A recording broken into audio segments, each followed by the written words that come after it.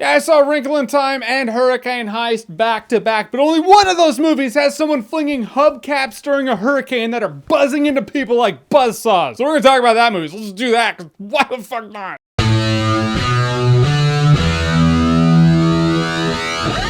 Hurricane Heist. So Hurricane Heist stars Toby Kebbell and Maggie Grace. Here's the premise, if you didn't see the trailer. There is this government facility with a lot of money. There are people who want to break into this place, steal all the money, and just for a cherry on top, it's happening during a hurricane. Like the biggest hurricane ever. Because why not? So now Maggie Grace and Toby Kebbell, they're the only two that stand in their way. And it's directed, hold on, who directed this? I know the work, I just don't, all right, hold on. Oh shit, it's actually The Hurricane Heist.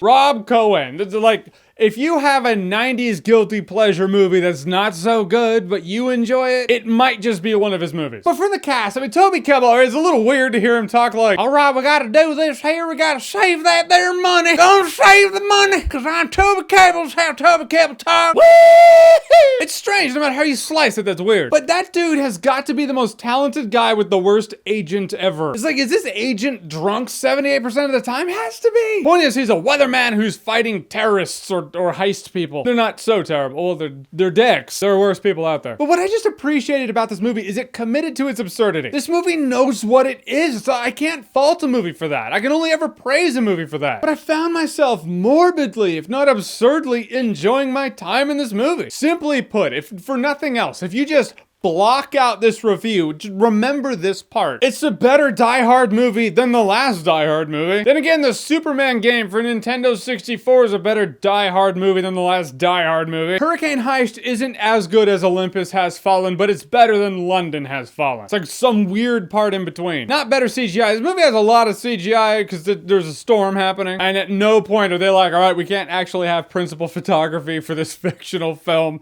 until a hurricane happens. So there's gonna be some effects happening. A lot of times you're like, yep, those are made for TV effects. One scene in particular where they're getting sucked in the air and they're dangling on ropes. My God. As absurd and stupid as the movie is, I found myself actually enjoying the part where they're bonding over PB&J sandwiches. I enjoyed the fact that the villain, though he does overcook it a bit, and he's kind of Liam Neeson-ish, but Maggie Grace played Liam Neeson's daughter in Taken. I'm sure they were like, well, that's a little weird. Let's get Liam Neeson-ish. He overcooks it a bit, but I did like the progression of the fact that he didn't want to kill anybody. He just wanted the money. But as things start going awry, he just, you know, slowly is like, I'm cool with death. It always cracks me up in a movie like this, though. I mean, storm or not, the fact is these people want money. So just, you know, people are probably gonna die if you resist them.